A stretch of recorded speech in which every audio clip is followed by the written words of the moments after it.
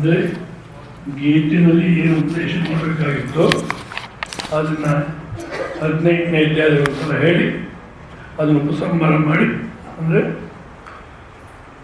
ಎರಡೇ ಇರೋದು ಸಮಸ್ತ ವೇದಗಳ ಸಾರ ಕರ್ಮಯೋಗ ಉಪಾಯ, ಕರ್ಮಯೋಗ ಅನ್ನತಕ್ಕಂಥದ್ದೊಂದು ಮತ್ತು ಆತ್ಮಜ್ಞಾನ ಇದನ್ನು ಹೇಳಿ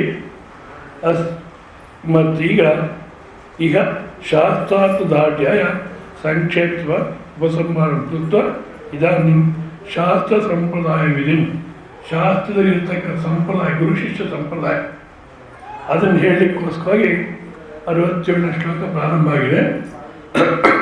ಈ ಗುರು ಶಿಷ್ಯ ಸಂಪ್ರದಾಯ ಅನ್ನತಕ್ಕ ಸ್ವಲ್ಪ ಅರ್ಥ ಮಾಡ್ಕೋಬೇಕು. ಸಾಮಾನ್ಯವಾಗಿ ಗುರು ಪರಂಪರೆ ಅಂತಾರೆ. ಅದು ಯಾವ ರೀತಿಯಾಗಿದೆಯಪ್ಪ ಅಂದರೆ, ಯಾರೋ ಒಬ್ಬರು ಆಶ್ರಮ ಮಾಡಿದ್ರು, ಸರಿ ವಯಸ್ಸಾಗ್ತಾ ಬಂತು ಸ್ವಾಮಿಗಳಿಗೆ, ಇನ್ನು ಶರೀರ ಹೋಗುತ್ತೆ ಅನ್ನೋ ಸ್ಥಿತಿ ಬಂತು, ಭಯ ಹತ್ಕೊಳ್ತು. ಏನು ಭಯ? ನನ್ನ ಆಶ್ರಮ ಯಾರು ಹೋಗುತ್ತೋ ನೋಡಿ. ಗೃಹಸ್ಥ ಜೀವನದಲ್ಲಿದ್ದರೆ ಅದು ಭಾರತ ದೇಶದಲ್ಲಿ, ಬೇರೆ ದೇಶದಲ್ಲಿ ರಾಮಾಯಣ ಇಲ್ಲ. ಮಕ್ಕಳಿಲ್ಲ ಅಂದರೆ ನಮ್ಮ ಆಸ್ತಿ ಯಾರು ಹೋಗುತ್ತೋ ಅಂತ ಬರುತ್ತೆ. ಮಕ್ಕಳಿದ್ರೆ ಯಾರಿಗೆ ಎಷ್ಟು ಕೊಡಬೇಕು ಏನು ಈ ರಾಮಾಯಣ ಬರುತ್ತೆ. ಅದೇ ರೀತಿ ಒಂದು ಆಶ್ರಮ ಮಾಡೋದು ಸ್ವಾಮಿಗಳು, ಯಾರು ಹೋಗುತ್ತೋ ನನ್ನ ಆಶ್ರಮ ನೋಡಿ. ನಾನು ನಂದು ಇಲ್ಲ ಅಂತ ಹೇಳ್ತಿರ್ತಾರೆ, ಮತ್ತು ನಂದಲ್ಲದ ಮೇಲೆ ಯಾರನ್ನ ಹೋಗಿಬಿಡು. ಪುರಂದಾಸರು ವೈರಾಗ್ಯವನಿಗೆ ತಮ್ಮ ಸಂಪದ ಎಲ್ಲ ತೊಗೊಂಬಂದು ಇಟ್ಬಿಟ್ಟು ಬನ್ನಿ ತೊಗೊಂಡೋಗಿ ಕರಿತಿರ್ತಾರೆ ಜನನ. ಒಬ್ಬರು ಬರಲ್ಲ, ಪಾಪಿಷ್ಟಿ ಸಂಪಾದಿಸಿರ್ತಕ್ಕಂಥದ್ದು ನಾವು ಬೇಡ ಅಂತ ಒಬ್ಬರು ಬರಲ್ಲ. ಕೊನೆ ಪುರಂದಾಸ ಹೆಂಡತಿ ಹೇಳ್ತಾಳೆ, ನಿಮ್ಗೆ ಯಾವಾಗ ಇಲ್ಲದ ಇಷ್ಟ ಇಲ್ವೋ, ನನಗೆ ಬೇಡ ಅನಿಸುತ್ತೋ ಬಿಟ್ಟು ಹೊರಟೋಗಿ, ನಾನು ಕೊಡಬೇಕು ಅಂತ ಯಾಕೆ ಅಂದ್ಕೊಳ್ತೀರ? ಆವಾಗ ಸದ್ಯ ಬಂದನಿಂದ ಮುಕ್ತಿ ಮಾಡಿದೆ ನೀನು ಅಂದ್ಬಿಟ್ಟು ಹೊರಟೋಗ್ತಾರೆ. ಅದು ಇಲ್ಲಿ ಸ್ವಾಮಿಗಳು ನಾನು ಇರೋ ತನಕ ಇರೋಣ, ಆಮೇಲೆ ಯಾರನ್ನ ಹೋಗಲಿ. ಅದಕ್ಕೇನು ಮಾಡ್ತಾರೆ, ನನ್ನ ಶಿಷ್ಯಂಗೆ ಹೋಗ್ಬೇಕು, ನಾನು ಅನ್ನೋದು ಇಲ್ ಮೇಲೆ ನನ್ನ ಶಿಷ್ಯ ಇಲ್ಲಿ ಬಂದ ಹಾಗೆ ಸುಮ್ಮನೆ. ಇದಕ್ಕೇನು ಮಾಡ್ತಾರೆ, ವ್ಯವಹಾರ ದೃಷ್ಟಿ ಪರಮಾರ್ಥ ದೃಷ್ಟಿ ಅಂತಾರೆ. ಚೆನ್ನಾಗಿ ಅರ್ಥ ಮಾಡ್ಕೊಳ್ಳಿ. ವ್ಯವಹಾರ ದೃಷ್ಟಿ ಪರಮಾರ್ಥ ದೃಷ್ಟಿ ಹಾಕಿದೆ ಅಂದರೆ, ನಾವು ವಿದ್ಯೆಯಲ್ಲಿ ಏನೇನು ಅಂದ್ಕೊಂಡಿರ್ತೀವೋ ಅದನ್ನು ಒಪ್ಕೊಂಡು, ಉಪದೇಶ ಸೌಕರ್ಯಕ್ಕೋಸ್ಕರ ಒಪ್ಕೊಂಡು, ಮತ್ತೆ ನೀನು ಅಂದ್ಕೊಂಡಿದ್ದು ತಪ್ಪು ಅನ್ನತಕ್ಕ ತೋರಿಸ್ಕೊಟ್ಟು ಉನ್ನತವಾದ ತತ್ವವನ್ನು ಆರೋಪಣೆ ಮಾಡಿ, ಮತ್ತೆ ಅದನ್ನು ತಪ್ಪು ತೋರಿಸ್ಕೊಟ್ಟು ಸ್ವಸ್ವರೂಪ ನಿಲ್ಲಿಸುತ್ತೆ. ಇದನ್ನು ವ್ಯವಹಾರ ದೃಷ್ಟಿಯಿಂದ ಈಗ ಶರೀರವೇ ನಾನು ಅಂತ ಕೂತಿದ್ದೀವಿ, ನೀನು ಒಪ್ಕೊಳ್ಳೋದು ಶಾಸ್ತ್ರ ಆಯಿತು, ನೀನು ಶರೀರ ತಾನೇ ಕೂತ್ಕೋ ಅಂಥೇಳಿ. ನೀನು ಶರೀರ ಅನ್ನೋದನ್ನ ಯಾಕೆ ಒಪ್ಕೊಳ್ಳುತ್ತೆ ಅಂದರೆ, ನಮ್ಮ ಅವಿದ್ಯಾ ದೃಷ್ಟಿನ ನಾವು ಹೇಳ್ತೀವಿ ಶರೀರವೇ ನಾನು ಅಂತ, ಅದಕ್ಕೋಸ್ಕರ ಒಪ್ಕೊಳ್ಳುತ್ತೆ. ಅದು ಉಪದೇಶ ಅಲ್ಲ, ಅದು ಅನುವಾದ. ಮತ್ತು ಉಪದೇಶ ಯಾವುದಪ್ಪ? ಇದಂ ಶರೀರ ಕೌಂತೆಯ ಕ್ಷೇತ್ರಮಿತ್ಯ ವಿಧೀಯತೆ ಏತದ್ಯೋ ವೇತಿ ತಂ ಪ್ರಾಹು ಕ್ಷೇತ್ರಜ್ಞೈತಿ ತದ್. ಯಾವುದರಿಂದ ಇಡೀ ಶರೀರ ನೋಡ್ತಿದ್ಯೋ ಅದೇ ನೀನು ಅಂದ್ಬಿಟ್ಟು ಇದು ಉಪದೇಶ. ಶರೀರನ ಒಪ್ಕೊಂಡಿದ್ದು ಅನುವಾದ, ಉಪದೇಶ ಅಲ್ಲ. ಹೌದಾ? ಅದಕ್ಕೋಸ್ಕರ ಎಲ್ಲೆಲ್ಲಿ ಪರಮಾರ್ಥ ದೃಷ್ಟಿಯಿಂದ ಹೇಳ್ತಿದೆ, ಎಲ್ಲಿ ವ್ಯವಹಾರ ದೃಷ್ಟಿಯಿಂದ ಹೇಳ್ತಿದೆ ಅನ್ನೋ ನಾವು ಚೆನ್ನಾಗಿ ಗೊತ್ತಿರಬೇಕು. ಸೃಷ್ಟಿಯಾಗಿದೆ ಅಂತ ಹೇಳುತ್ತೆ, ಇದು ವ್ಯವಹಾರ ದೃಷ್ಟಿ. ನಾವೆಲ್ಲ ಆಗಿದೆ ಅಂತಿದ್ದೀವಿ, ಅದಕ್ಕೆ ಒಪ್ಕೊಳ್ಳುತ್ತೆ. ಹೌದಾ? ಕೊನೆಗೆ ಉಪದೇಶ ಮಾಡೋದ್ರಲ್ಲಿ ಯಾವ ಸೃಷ್ಟಿನೂ ಆಗಿಲ್ಲ ಅನ್ನುತ್ತೆ, ಅದು ಪರಮಾರ್ಥ ದೃಷ್ಟಿ. ಬಟ್ ಅದನ್ನೇನು ಮಾಡಿದ್ದಾರೆ ಸಾಕಷ್ಟು ಜನ, ನಾನು ನನ್ನದು ಅನ್ನೋದು ಇಲ್ಲ ಅಂತೀರ. ಯಾರಿಗೇನೋ ಹೋಗಲಿ ಬಿಡಿ, ನಿಮ್ಮ ಪಾಠ ಶರೀರ ಬಿಟ್ಟು ಹೊರಟೋಗಿ ಯಾರಿಗೇನೋ ಹೋಗಲಿ, ಈಗ ಗೊತ್ತಾಗ್ತೀರ ಅಂದರೆ ವ್ಯವಹಾರ ದೃಷ್ಟಿನಲ್ಲಿ ನಾನು ಅನ್ನೋದು ಇದೆ ಅಂತಾರೆ. ಯಾರೋ ಪಂಡಿತರು ಸಾಕಷ್ಟು ಟೈಟ್ಲ್ ಹಾಕ್ಕೊಂಡಿದ್ದಾರೆ. ಆ ಎಲ್ಲ ಟೈಟ್ಲು ಒಂದೇ ಅರ್ಥ, ವೇದಾಂತ ವ್ಯಾಪಾರಿ ಅಂತ. ಅವ್ರನ್ನ ಯಾರೋ ಒಂದ್ಸಲ ಕೇಳಿದ್ರು ಸಭೆಯಲ್ಲಿ, ನೀವು ದುಡ್ಡು ನಮಗೆ ಮೋಕ್ಷ ಕೊಡೋಲ್ಲ ಅಂತೀರ, ಮತ್ತು ಇಷ್ಟೊತ್ತು ಸಂಪಾದಿಸ್ತಾ ಇದ್ದರೆ ಯಾಕೆ ಅದು ಅವ್ರ ಶಿಷ್ಯನು ತಯಾರು ಮಾಡಿರ್ತಾರೆ. ಅವ್ರು ಆನ್ಸರ್ ಮಾಡಲಿಲ್ಲ. ನೀನು ಹೇಳಪ್ಪ ಅಂತ ಒಬ್ಬ ಶಿಷ್ಯನ ಕೈ ತೋರಿಸೋದು.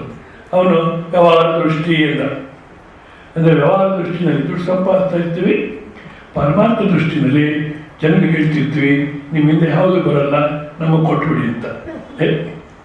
ಇದಲ್ಲ. ಮತ್ತು ವಯಸ್ಸಾಗ್ತಾ ಬಂತು, ಯಾರು ಹೋಗುತ್ತೋ ನನ್ನ ಆಶ್ರಮ ನನ್ನ ಭಯ ಹತ್ಕೊಳ್ತು. ಅದಕ್ಕೆ ಏನು ಮಾಡಿದ್ರು, ಒಬ್ಬ ಶಿಷ್ಯನ ಮಾಡಿಕೊಂಡ್ರು. ಹಿಂದಿನ ಕಾಲದಲ್ಲಿ ಯಾರು ಚೆನ್ನಾಗಿ ಅಧ್ಯಯನ ಮಾಡ್ಕೊಂಡಿರ್ತಾರೋ ಅವರನ್ನೇ ಶಿಷ್ಯ ಅಂತ ತಗೊಳ್ಳೋದು. ಈಗಿನ ಕಾಲದಲ್ಲಿ ಸಾಯೋ ಸಮಯಕ್ಕೆ ಅಕ್ಕನ ಮಗನ್ನ, ತಂಗಿ ಮಗನ್ನ, ಇಲ್ಲ ಜ್ಞಾನ ಕರ್ಕೊಂಡ್ಬರ್ತಾರೆ. ಅದಕ್ಕೆ ಉತ್ತರ ಪೀಠಾಧಿಪತಿ ಅಂತ. ಇದು ಗುರು ಪರಂಪರೆ ಅಲ್ಲ. ಹೌದಾ? ಮತ್ತು ಯಾವುದಪ್ಪ ಇಲ್ಲಿ ಶಾಸ್ತ್ರ ವಿಧಿ, ಶಾಸ್ತ್ರ ಸಂಪ್ರದಾಯ ವಿಧಿ ಯಾವುದಂದರೆ ಅಧ್ಯಾರೋಪಪಾದಾಭ್ಯಾಂ ನಿಷ್ಪ್ರಪಂಚ ಪ್ರಪಂಚತೆ ಬೋಧನಾ ಕ್ರಮ. ಯಾಕೆಂದರೆ ಇದನ್ನು ಅವ್ರು ಯಾರೋ ಪ್ರಶ್ನೆ ಕೇಳಿದ್ರು, ಬರಲೇ ಇಲ್ಲ ನೋಡಿ. ಅವ್ರು ಯಾರೋ ಪ್ರಶ್ನೆ ಕೇಳಿದ್ರು, ಆ ಸಬ್ಜೆಕ್ಟ್ ಬರೋಷ್ಟು ನೋಡಿ ಅವ್ರು ಇಲ್ಲವೇ ಇಲ್ಲ. ಇದಕ್ಕೆ ಪ್ರಾರಂಭ ಅಂತಂದು ಎಷ್ಟು ಮಾತ್ರ ಆಸಕ್ತಿ ಇರುತ್ತೆ ಅಂತಂದು ಪ್ರಶ್ನೆ ಕೇಳಿದ ಮೇಲೆ ಸಮಾಧಾನ ಸಿಗೋ ತನಕ ನಾನು ಬಂದಿದ್ದೆ, ನೋಡೋಣ ನಾಳೆ ಯಾವಾಗ ಪ್ರಸ್ತಾಪ ಮಾಡ್ತೀನಿ ಅಂತ. ಯಾವಾಗ ಪ್ರಸ್ತಾಪ ಮಾಡ್ತಾರೋ ತಿಳ್ಕೊಳ್ಳೋಣ ಅಂತ ಇರಬೇಕು. ಏನು ಸುಮ್ಮನೆ ಕೇಳೋದಷ್ಟೇ. ಇರಲಿ. ಗುರು ಪರಂಪರೆ ಅಂದರೆ ಗುರು ಶಿಷ್ಯ ಪರಂಪರೆ, ಗುರು ಪರಂಪರೆ. ಅಧ್ಯಾರೋಪಾಪವಾದಾಭ್ಯಾಂ ನಿಷ್ಪ್ರಪಂಚ ಪ್ರಪಂಚತೆ. ಅಧ್ಯಾರೋಪಾಪವಾದ ಅನ್ನತಕ್ಕಂಥ ಬೋಧನಾ ಕ್ರಮ ಏನಿದೆಯೋ, ಬೋಧನಾ ಕ್ರಮನೇ, ಆ ಬೋಧನಾ ಕ್ರಮನೇ ಪರಂಪರೆ. ಹೌದಾ?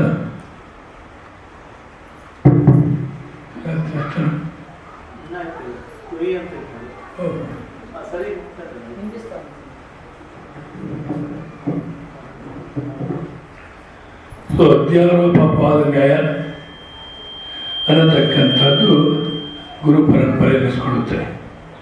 ಸೊ ಅದ್ರ ಪ್ರಕಾರ ಇಲ್ಲಿ ಅರ್ಜುನ ನಿನಗೆ ಉಪದೇಶ ಮಾಡಿದೆ. ನಾನು ಯಾತಕ್ಕೋಸ್ಕರ ಉಪದೇಶ ಮಾಡಿದೆ? ನನ್ನ ದಿವಸ ಭಾಷೆಯಲ್ಲಿ ನೋಡಲಿ, ನಾ ಭಯಾತ್, ಯಾವ ಭಯಕ್ಕೋಸ್ಕರ ಉಪದೇಶ ಮಾಡಲಿಲ್ಲ, ಅಥವಾ ನಾ ಅರ್ಥ ಕಾರಣಾತ್, ಏನೋ ನೀನು ಫೀಸ್ ಕೊಡಬೇಕು, ದಕ್ಷಿಣೆ ಕೊಡಬೇಕು ಅಂತ ಉಪದೇಶ ಮಾಡಿಲ್ಲ. ಮತ್ತು ಯಾತಕ್ಕೋಸ್ಕರ ಉಪದೇಶ ನಡೀತಂದರೆ ತವ ಹಿತಾಯ, ನಿನ್ನ ಒಳ್ಳೆಯದಕ್ಕೋಸ್ಕರ. ನಿಜವಾದ ಮನುಷ್ಯ ಜೀವನದಲ್ಲಿ ಒಳ್ಳೇದು ಯಾವುದಪ್ಪ ಅಂದರೆ, ಯಾರೋ ಒಂದು 5 ಲಕ್ಷ ರೂಪಾಯಿ ತಂದು ಕೊಟ್ಟರು, ಹಬ್ಬ ಒಳ್ಳೇದು ಅಂತೀವಿ. ಒಂದ್ಸಲ ಯೋಚನೆ ಮಾಡಿ, ಆ 5 ಲಕ್ಷ ಬರೋಕ್ಕೆ ಮುಂಚೆ ಸುಮ್ಮನಿದ್ರು, ಇರೋದು ತಿನ್ಕೊಂಡು ಸುಮ್ಮನಿದ್ರು. 5 ಲಕ್ಷ ಕೈ ಬಂದರೆ ಸುಮ್ಮನಿರೋಕ್ಕಾಗುತ್ತೋ? ಮತ್ತು ಸುಲಭ ಅದು. ಮತ್ತು ಹಿತ ಯಾವುದಪ್ಪ ಅಂದರೆ, ಯಾವುದು ನನ್ನನ್ನು ಶಾಂತವಾಗಿ ಸಮಾಧಾನವಾಗಿ ಆನಂದವಾಗಿ ಕೂಡಿಸುತ್ತೆಯೋ ಅದು ಹಿತ. ಅದಕ್ಕೋಸ್ಕರ ನನಗೆ ಇದಂ ಶಾಸ್ತ್ರಂ, ಈ ಶಾಸ್ತ್ರವನ್ನು ನಿನಗೆ ಹಿತಾಯ, ನಿನ್ನ ಹಿತಕ್ಕೋಸ್ಕರ ಸಂಸಾರ ವಿಚ್ಚಿತ್ತಯೇ, ಸಂಸಾರ ಬಂಧನದಿಂದ ಬಿಡುಗಡೆ ಆಗಲಿಕ್ಕೋಸ್ಕರ ಹೇಳಿದೆ. ಹೌದಾ? ಇದನ್ನು ನೀನು ಮತ್ತೊಬ್ಬರಿಗೆ ಹೇಳಬೇಕಾದ್ರೆ ಯಾರಾದ್ರೂ ತಪಸ್ಸು ಮಾಡಿಲ್ವೋ ಅವ್ರಿಗೆ ಹೇಳಕ್ಕೆ ಹೋಗಬೇಡ. ಯಾರಿಗಾದ್ರೂ ಭಕ್ತಿ ಇರತಕ್ಕಂಥದ್ದು ಇಲ್ವೋ ಅಂಥವ್ರಿಗೆ ಹೇಳಕ್ಕೆ ಹೋಗಬೇಡ. ಮತ್ತು ಯಾರು ಗುರು ಮಾಡ್ಕೊಂಡಿದ್ದಾರೆ ಕೇಳ್ತಾರೆ, ಆದರೆ ಗುರು ಅಂದರೆ ಯಾವ ಬೆಲೆನೂ ಇಲ್ಲ. ಅವರು ನಮಗೆ ಏನಿದೆ ಅಂತ ಯಾರಾದರೆ ಗುರು ಸೇವೆ ಮಾಡ್ತಾರೋ ಅಂಥವ್ರು ಮಾತ್ರ ಹೇಳು. ಮತ್ತು ನನ್ನಲ್ಲಿ ಅಸೂಯೆ ಅನ್ನತಕ್ಕಂದಿದ್ರೆ ಹೇಳಕ್ಕೆ ಹೋಗಬೇಡ ಅಂತೇಳಿ, ಮತ್ತು ಆ ರೀತಿ ಹೇಳ್ತಕ್ಕಂಥವ್ರಿಗೆ ಏನಪ್ಪ ಫಲ ಸಿಗುತ್ತೆ ಅಂದರೆ, ಮತ್ತೊಬ್ಬರಿಗೆ ಈ ತತ್ವವನ್ನು ಹೇಳಿದ್ರೆ ಏನು ಸಿಗುತ್ತೆ ಫಲ ಅಂದರೆ, ಯಾರಿಗಂ ಪರಮೋಕ್ಷಂ ಮದ್ಭಕ್ತೇಶು ವಿಧಾಸ್ಥಿತಿ ಭಕ್ತಿಮಯಿ ಪರಾಂ ಕೃತ್ವ ಮಾಮೇ ಯೇಷುತ್ಯ ಸಂಶಯ. ಅವರು ನನ್ನನ್ನೇ ಬಂದು ಸೇರಿಕೊಳ್ತಾರೆ, ನನ್ನನ್ನೇ ಬಂದು ಸೇರಿಕೊಳ್ತಾರೆ. ಅಸಂಶಯ ಅರ್ಥ ಸಂಶಯ ನ ಕರ್ತವ್ಯ. ಇಲ್ಲಿ ಸಂಶಯ ಅನ್ನತಕ್ಕನ್ನ ಮಾಡಬೇಡ. ಏನನ್ನು ಹೇಳ್ತೀಯಪ್ಪ, ನಾವು ಜನಕ್ಕೆ ಹೇಳ್ತೀವಿ, ಆಗಿರ ಇದ್ರೆ ಅಷ್ಟೇ ಅಲ್ಲ. ಯಾಕಪ್ಪ ಭಕ್ತಿ ಇರೋರಿಗೆ ಬೇಕು ಅನ್ನೋರಿಗೆ ಹೇಳಬೇಕಂದ್ರೆ ಈ ಸೂಫಿ ಫಿಲಾಸಫಿನಲ್ಲಿ ಮನ್ಸೂರ್ ಅಂತ ಒಬ್ಬರು ಬರ್ತಾರೆ. ಅವರು ಮುಸ್ಲಿಂ ಸಂಪ್ರದಾಯದಲ್ಲಿದ್ದರು. ಏನು ದಿವಸ ಈ ಥರ ನಮಾಜು ಮಾಡೋದು, ಈ ಥರ ಕೈಕಾಲು ತೊಳೆಯೋದು, ಬರೀ ಇಷ್ಟೇ ಆಗೋಯ್ತು, ಏನು ಪ್ರಯೋಜನ ಅಂತ ಪ್ರಶ್ನೆ ಹಾಕ್ಕೊಂಡು ಇದು ಸರಿ ಇಲ್ಲ ಅಂತ ಮತ್ತೆ ಹಿಮಾಲಯಸ್ ಬಂದು ಆ ಸೂಫಿಯನ್ನು ತಕ್ಕಂದರು ಇದರ ಅಧ್ಯಯನ ಮಾಡಿ ಮತ್ತೆ ಎಲ್ಲರೂ ಬರ್ತಾರೆ. ಆ ಸಂಪ್ರದಾಯದಲ್ಲಿ ಮನ್ಸೂರ್ ಅಂತ ಅವ್ರು ಬರ್ತಾರೆ. ಅವ್ರು ಅರ್ಥ ಮಾಡ್ಕೊಳ್ತಾರೆ. ಅರ್ಥ ಮಾಡಿಕೊಂಡು ಇದನ್ನೆಲ್ಲರಿಗೂ ಹೇಳ್ಬೇಡ ಅಂದ್ಬಿಟ್ಟು 1,00,000 ಜನ ಸೇರಿರ್ತಾರೆ ಒಂದು ಕಡೆ. ಅಲ್ಲೋಗಿ ಹೇಳಲಿಕ್ಕೆ ಹೋಗ್ತಾರೆ. ಇಡೀ 1,00,000 ಜನ ಮುಸ್ಲಿಮ್ಸು. ಏಯ್, ನಮ್ಮ ಸಂಪ್ರದಾಯಕ್ಕೆ ವಿರೋಧ ಮಾಡ್ತೇನೆ ನೀನು. ಅವ್ರ ಗುರು ಜುನತ್ ಅಂತ ಅವ್ರು ಹೇಳಿರ್ತಾರೆ, ಯಾರಿಗೆ ನಾವು ಹೇಳಕ್ಕೆ ಹೋಗಬೇಡ, ಬೇಡ ಅಂದರೆ ಇಲ್ಲ, ಎಲ್ಲರೂ ತಿಳ್ಕೊಳ್ಳಿ, ಹೇಳ್ತೀನಿ ಅಂತ ಹೋಗ್ತಾರೆ. 1,00,000 ಜನ ಸೇರಿರ್ತಾರೆ. ಅವರಿಗೆ ಉಪದೇಶ ಮಾಡೋಕ್ಕೆ ಹೋಗ್ತಾರೆ. ಅನಲಹಕ್ ಅಂತ, ಅನಲಹಕ್ ಅಂದರೆ ನಾನೇ ಬ್ರಹ್ಮ ಅಂತ ಉಪದೇಶ ಮಾಡೋಕ್ಕೆ ಹೋಗ್ತಾರೆ. 1,00,000 ಜನ ಕಲ್ತು ಬಿಡ್ತಾರೆ.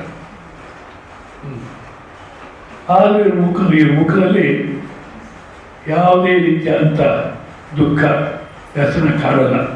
1,00,000 ಜನ ಕಲ್ತು ಹೊಡಿತಾ ಇದ್ದಾರೆ. ಆದರೂ ನಗುತ್ತಾ ಹೇಳಲಿಕ್ಕೆ ಪ್ರಯತ್ನ ಮಾಡ್ತಾರೆ. ಮತ್ತೆ 2 ಹಸ್ತ 2 ಪಾದ ತೆಗೆದುಬಿಡ್ತಾರೆ. ಮತ್ತೆ ನೇಣಾಕ್ತಾರೆ ಇರೋ ಶರೀರನ, ಸಾಯಿಸ್ಬಿಡ್ತೀವ ನಿನ್ನ. ಅದೇನೋ ಅನಲಕ್ಕನ್ನು ಬಿಟ್ಟು ಆ ಬ್ರಹ್ಮಾತ್ಮನ ಬಿಟ್ಟು ನಮ್ಮ ಕುರಾನ್ ಹೇಳುತ್ತೋ ಅದರ ಪ್ರಕಾರ ಮಾತಾಡು, ಬಿಡ್ತೀವಿ ಅಂತಾರೆ. ಆದರೂ ಒಪ್ಪಲ್ಲ. ಅಂದರೆ ಅನಧಿಕಾರಿಗೆ ಹೇಳಕ್ಕೆ ಹೋದರೆ ಇದೇ ಫಲ. ಒಂದು ವೇಳೆ ಅನಧಿಕಾರಿ ಆಗಿದ್ದು ಇದಕ್ಕೆ ಕೇಳಿದ ಆಸಕ್ತಿ ಬಂದು ಪರವಾಗಿಲ್ಲ, ಅವಾಗಲೂ ಬರಲಿಲ್ಲ ಅಂದರೆ ವ್ಯರ್ಥ. ಆ ಕಾರಣ ಅಧಿಕಾರಿಗೆ ಹೇಳು, ಏನಪ್ಪ ನನ್ನೇ ಬಂದು ಸೇರ್ಕೊಳ್ತೀಯ, ನನ್ನನ್ನೇ ಸೇರ್ಕೊಳ್ತೀಯ ಅಂದಾಗ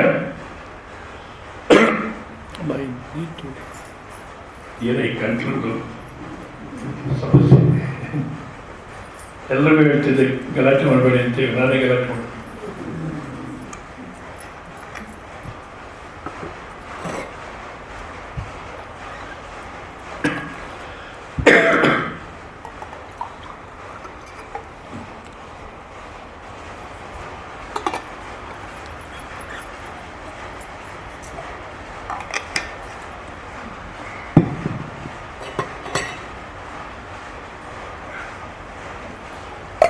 ಸೊ ಇಲ್ಲಿ ನನ್ನನ್ನೇ ಬಂದು ಸೇರ್ಕೊಳ್ತೀಯ ಅಂದರೆ ಕೃಷ್ಣ ಪರಮಾತ್ಮ ಎಲ್ಲ ದೂರ ಇದ್ದಾನೆ ಅಷ್ಟೇ ಅಲ್ಲ.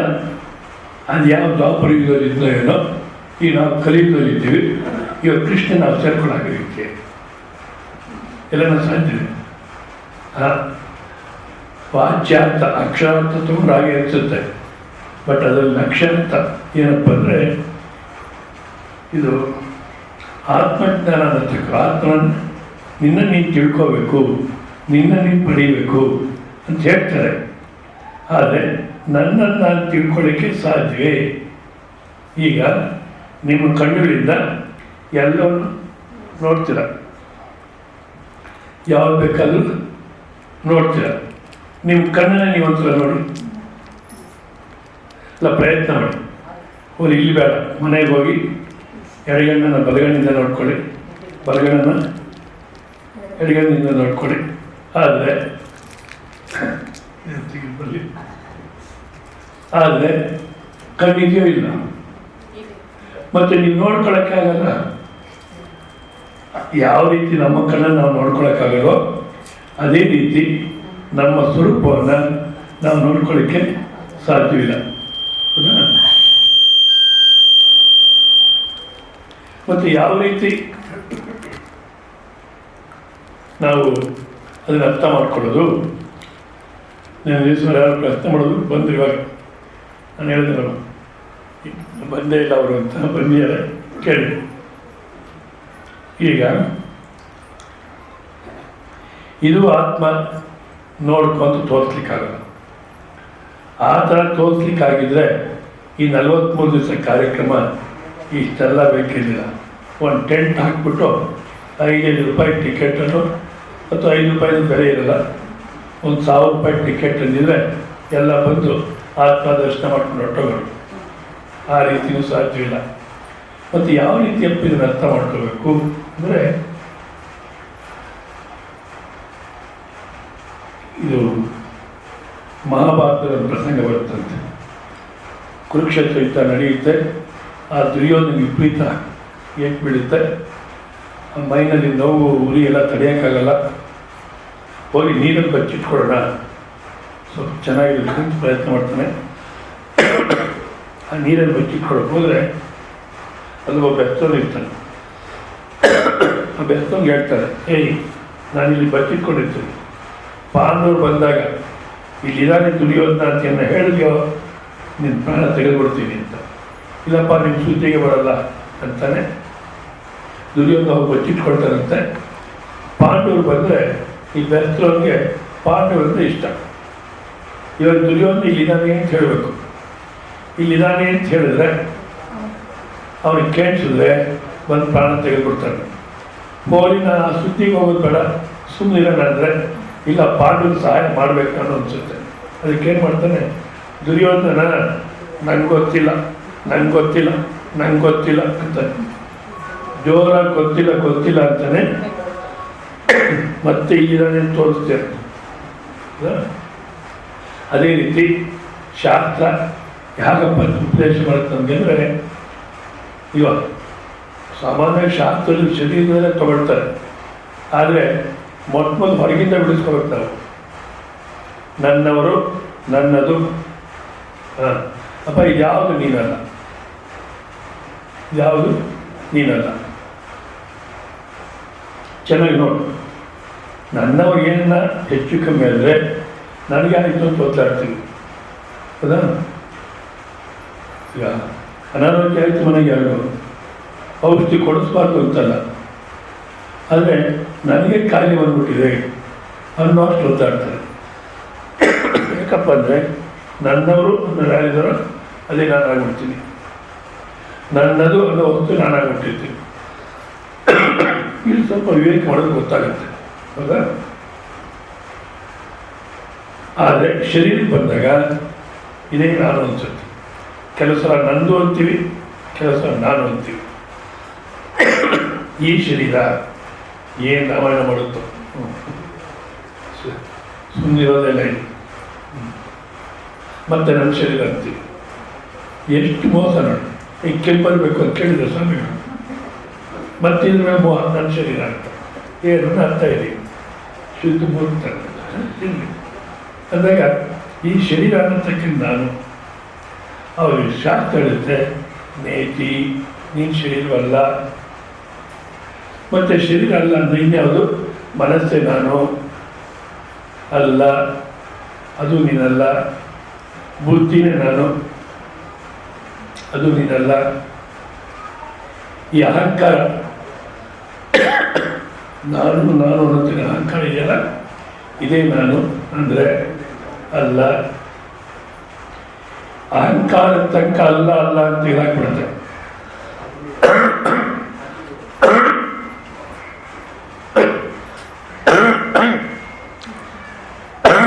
ಸಾರಿ,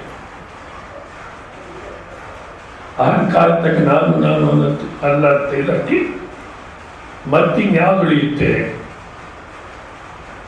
ನಾನು ಅನ್ನತಕ್ಕಂಥದ್ದು ಸಂಪೂರ್ಣ ತೆಗೆದುಹಾಕಿ ನಾನು, ಬುದ್ಧಿ, ಮನಸ್ಸು, ಶರೀರ ಇವೆಲ್ಲವನ್ನು ತೆಗೆದುಹಾಕಿ ಇರತಕ್ಕಂಥ ಅನುಭವ ನೋಡ್ಕೋಬೇಕು. ಅದು ಸಮಾಧಿನಲ್ಲಿ ಆ ರೀತಿ ಅನುಭವ ಆಗುತ್ತೆ ಅಂತಾರೆ. ಅದೇ ನಮಗೆ ಯಾವ್ಯಾವ ಸಮಾಧಿ ಅನುಭವ ಇರುವುದು ಅದು ಎಲ್ಲರಿಗೂ ಇಲ್ಲ. ಅದು ಮೂರ್ಛೆನಲ್ಲಿ ನಾನು ಅನ್ನತಕ್ಕಂಥ ಅನಿಸಿಕೆ ಇಲ್ಲದೆ ಇರ್ತೀವಿ, ಎಲ್ಲನ ತೇಲಾಕಿ ಇರ್ತೀವಿ ಅಂತಾರೆ. ಆ ಮೂರ್ಛೆ ರೋಗ ಯಾರಿಗೂ ಬರೋದು ಬೇಡ. ಇನ್ನು ಆಸ್ಪತ್ರೆಗೆ ಆಪರೇಷನ್ಗೆ ಹೋದಾಗ ಅನೆಸ್ಥೇಷಿಯಾ ಕೊಟ್ಟಾಗ ಆ ಸ್ಥಿತಿ ಇರುತ್ತೆ. ಅದು ನಮಗೆ ಅನುಭವದಲ್ಲಿ ಎಲ್ರಿಗೂ ಇರಲ್ಲ. ಸದಾ ಸ್ಥಿತಿ ಬರೋದು ಬೇಡ. ಇನ್ನು ಸಾರ್ವತ್ರಿಕ ಅಂದರೆ ಯಾವ ದೇಶದಲ್ಲಿ ಯಾವ ಕಾಲದಲ್ಲೇ ಇರಲಿ, ಹೆಂಗಸಾಗಲಿ ಗಂಡಸಾಗಲಿ, ಯಾವ ಮತಸ್ಥರೇ ಆಗಲಿ, ಹಿಂದೂ ಆಗಲಿ ಮುಸ್ಲಿಂ ಆಗಲಿ ಕ್ರಿಶ್ಚಿಯನ್ ಆಗಲಿ, ಪ್ರತಿಯೊಬ್ಬರಲ್ಲಿ ಇರತಕ್ಕಂಥ ಸಾರ್ವತ್ರಿಕ ಪೂರ್ಣಾನುಭವ ಯಾರಲ್ಲೂ ಆಗಿರ್ಬೋದು. ಪೂರ್ಣ ಅಂದರೆ ಅವರಲ್ಲಿರ್ತಕ್ಕಂಥ ಹೆಚ್ಚಿನ ಕನಸು ನಿದ್ದೆ. ಈ 3 ಅನುಭವ ತಗೊಂಡ್ರೆ ಎಲ್ಲ ಅನುಭವ ಅದ್ರಲ್ಲಿ ಸೇರೋಗುತ್ತೆ. ಅಲ್ಲ? ಸೊ ಆ 3 ಅನುಭವ ತಗೊಂಡು ವಿಚಾರ ಮಾಡಿದಾಗ ಇಲ್ಲಿ ಶರೀರ ಇಂದ್ರಿಯ ವೃತ್ತಿ ಮಾಡೋಕ್ಕೆ ನೀನಲ್ಲ. ಅಲ್ಲ? ಬಟ್ ಇವೆಲ್ಲವನ್ನು ತೆಗೆದಾಕಿ ನಿದ್ದೆಯಲ್ಲಿರ್ತಕ್ಕಂಥದ್ರಲ್ಲಿ ಇದ್ದೀನಿ ನಾನು. ಅಲ್ಲ? ಆ ನಿದ್ದೆಯಲ್ಲಿ ಇದ್ದೀನಿ ಅಂದಾಗ ನಿದ್ದೆನ ತಕ್ಕೊಂಡಿದೆ, ಅದನ್ನು ನಾನು ಇದ್ದೀನಿ ಅನಿಸುತ್ತೆ. ಅದೇ ರೀತಿ ಮಾತಾಡ್ತೀವಿ. ಆದರೆ ನಿಜವಾದ ನಿದ್ದೆನಲ್ಲಿ ನಾನು ಅನ್ನೋದಿದೆಯೋ, ಆಶ್ರಮದಲ್ಲಿ ನಾನು. ಇವಾಗ ಅನುಭವ ಇದೆ. ಆಶ್ರಮದಲ್ಲಿ ನಾನು ಕೂತಿದ್ದೀನಿ, ನಿದ್ದೆ ಮಾಡ್ತಿದ್ದೀನಿ. ಹೌದಾ? ಹನುಮಂತಪ್ಪ ಸ್ವಾಮಿ ಆಶ್ರಮದಲ್ಲಿ ನಾನು ಇದ್ದೀನಿ, ಈಗ ನಿದ್ದೆ ಮಾಡ್ತಿದ್ದೀನಿ ಅಂದರೆ ಸರಿ ನಾನು ಮತ್ತೇನು ಮಾಡ್ತಿದ್ವಿ? ಶ್ರವಣ ಮಾಡ್ತಿದ್ವಿ. ಅದು ಡೌಟೇನಾ ನಿಮಗೆ? ಶ್ರವಣ ಮಾಡ್ತಿದ್ವಿ. ಇದೇ ರೀತಿ ನಿದ್ದೆನಲ್ಲಿದ್ದಾಗ ನಿದ್ದೆನಲ್ಲಿ ಮಲಗಿದ್ದೀನಿ, ನಿದ್ದೆ ಮಾಡ್ತಿದ್ದೀನಿ ಅನಿಸುತ್ತೋ? ಇಲ್ಲ. ಅಂದರೆ ನಾನು ಅನ್ನೋತಕ್ಕ ಎಲ್ಲವನ್ನು ತೆಗೆದುಹಾಕಿ ಯಾವುದು ಉಳಿದಿದೆ, ಅದು ಯಾವ ರೀತಿ ಇದೆ ಅನ್ನೋದು ನಿಮ್ಮ ಅನುಭವದಲ್ಲಿ ನಿಮಗೆ ಗೊತ್ತು. ಅದನ್ನು ಮತ್ತೆ ವರ್ಣನೆ ಮಾಡಲಿಕ್ಕಾಗಲ್ಲ. ಒಂದೇ ಒಂದು ಹೇಳಿದ್ವಿ, ಆನಂದವಾಗಿದ್ದೆ, ಹಾಯಾಗಿದ್ದೆ ಅಂತ. ಹೌದಾ? ಅದು ಇಂದ್ರಿಯ ಮನಸ್ಸು ಬುದ್ಧಿ ವಿಷಯ ಆಗೋದಲ್ಲ. ನೋಡಿ, ಅಪ್ರಮೇಯ ಸ್ವರೂಪ ಅಂತಾರೆ. ಈ ತಿರುಮಲ್ಕುಂಡ ನರಸೀಪುರ ಅಂತಂದಿದೆ. ಭಾಳ ಹಿಂದೆ ಜಯತೀರ್ಥಾಚಾರ್ಯ ಅಂತ ಒಬ್ಬರಿದ್ರು, ಹರ್ಕತೆ ಹೇಳೋರು. ಅವರು ಭಗವದ್ಗೀತೆ ಶ್ಲೋಕಗಳು ಹೇಳೋದು ಅಂದರೆ ಮನಸ್ಸು ನಿಜವಾಗ್ಲೂ ಏಕಾಗ್ರತೆ ಲಯ ಆಗಿಬಿಡೋದು. ಅಷ್ಟು ಚೆನ್ನಾಗಿ ಹೇಳೋದು. ಅದಕ್ಕೋಸ್ಕರ ಹೋಗ್ತಾ ಇದ್ದೀವಿ ನಾವು ಅವ್ರು ಹೇಳೋ ಭಗವದ್ಗೀತೆ ಶ್ಲೋಕಗಳು ಕೇಳೋಕ್ಕೆ. ಅವರೊಂದ್ಸಲ ಆ ತಿರುಮಲ್ಕುಂಡ ನರಸೀಪುರಕ್ಕೆ ಯಾಕೆ ಕೇಳ್ತೀನಿ, ಅಪ್ರಮೇಯ ಸ್ವರೂಪ ಅನ್ನಕ್ಕೆ. ತಿರುಮಲ್ಕುಂಡ ನರಸೀಪುರಕ್ಕೆ ಕರ್ಕೊಂಡೋದ್ರೆ ವಾಪಸ್ ಬರ್ತಿರ್ಬೇಕಾದ್ರೆ ಒಂದು ಅಪ್ರಮೇಯ ಸ್ವಾಮಿ ದೇವಸ್ಥಾನ ಇದೆ, ಅಲ್ಲಿಗೆ ಹೋದ್ವಿ. ಸೊ ಎಲ್ಲ ಲೈನಾಗಿ ಆರ್ತಿ ನಿಂತಿದ್ರು. ನಾನು ಹರ್ಕತೆ ದಾಸರು ಕೇಳಿದೆ, ಅಪ್ರಮೇಯ ಅಂದ್ರೇನು ಅಂತ.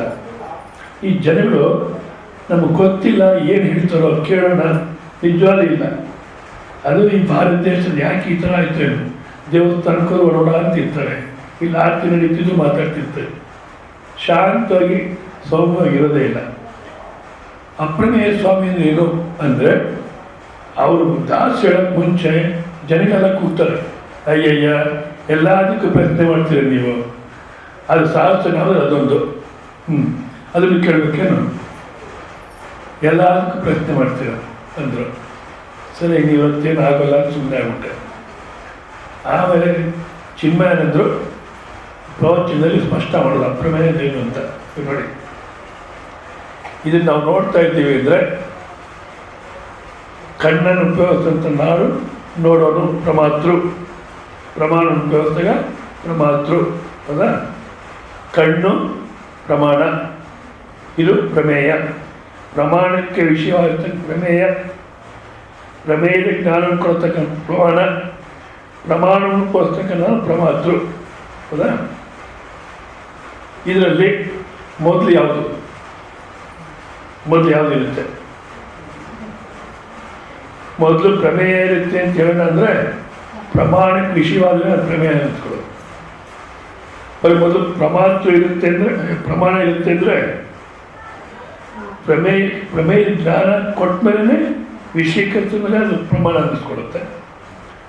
ಪ್ರಮಾತೃ ಮೊದಲಿದ್ದಾನೆ ಅಂದರೆ ಕಣ್ಣನ್ನು ಉಪಯೋಗದ ಮೇಲೆ ಪ್ರಮಾತೃ ಆಗೋದು, ಅಷ್ಟು ಮುಂಚೆ ಪ್ರಮಾತೃ ಇಲ್ಲ.